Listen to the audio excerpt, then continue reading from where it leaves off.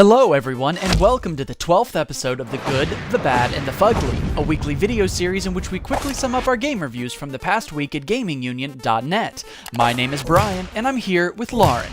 On The Good, the Bad, and the Fugly, or GBF, we give short descriptions and our basic verdict of each game we've reviewed in the last 7 days. These shows will be short and to the point, and if you want more info on any of the games we talk about, be sure to check out the full review on GamingUnion.net. This episode will be summing up our game reviews from May 7th to the 13th, 2011. In 2009, Sega brought us the Conduit on the Wii, and even though it was never really well received among fans, it was still signed up for a sequel, and it's here, called Conduit 2.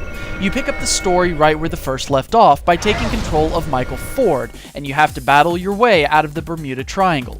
Unfortunately, the narrative has taken a big hit since the first game. Even though this installment supports Wii Motion Plus, the mapping of the buttons and the control sensitivity are terrible. Overall, the game is fairly standard. There are a ton of weapons to try out, but the AI is bland and boring. The graphical presentation isn't all that great even with its bright colors, and there are quite a lot of bugs that plague the gameplay. Conduit 2 does have multiplayer, but it's nothing that players will want to spend much time playing. Even though this title does build on the foundation that its predecessor started, it's still bland and rather poorly conceived. Our 6 out of 10 will tell you simply that Conduit 2 is not a game that you will want to go out and purchase immediately. If you liked Spore back in 2008, then get ready for a new and serious installment from the Maxis on the PC called Darkspore.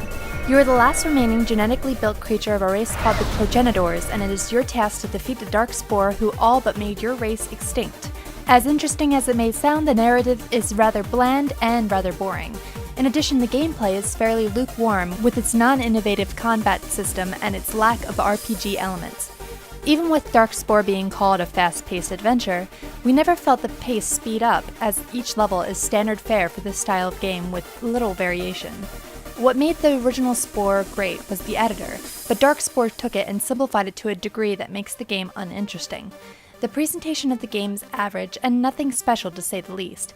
Even though the game can be played by a single person, playing with others online is really the best way to go. However, finding people who want to do the same thing as you can take an absurd amount of time. Darkspore isn't a bad game, but in relation to its predecessor, it falls far short of being the title that we hoped for, and our 6 out of 10 makes that very clear. Give it a shot if you're interested, but be wary. Larian Studios released Divinity 2 Ego Draconis last year, and it was plagued with a myriad of issues. Well, they're back with a new installment on the 360 called Divinity 2 The Dragon Knight Saga. This franchise takes place in the land of Revelin, where players take up arms to defeat an ancient evil that threatens world annihilation.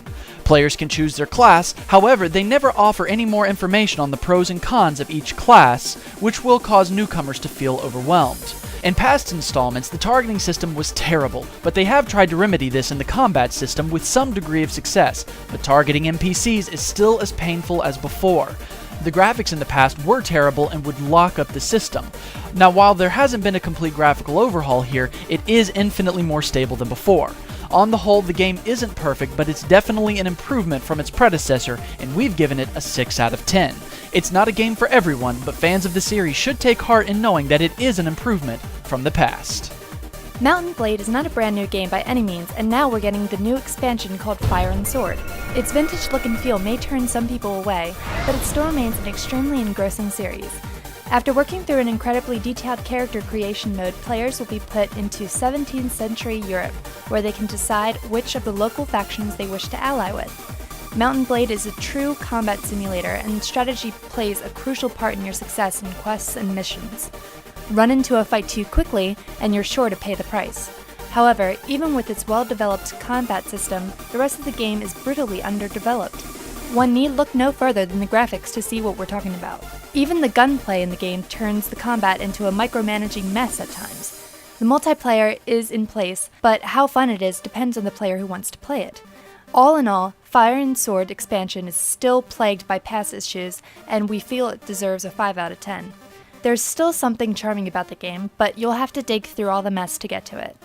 And that wraps up this episode of The Good, the Bad, and the Fugly. We have an exciting list of reviews for next week, so make sure to check back in. If you want more info on any of the games we talk about, be sure to check out the full review on GamingUnion.net.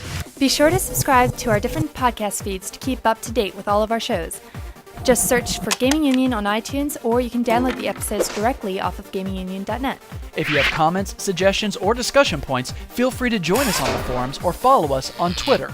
Our account is twitter.com/gamingunion. Until next time, my name is Brian. And I'm Lauren. And this has been a GamingUnion.net and TweaksMusic.com production.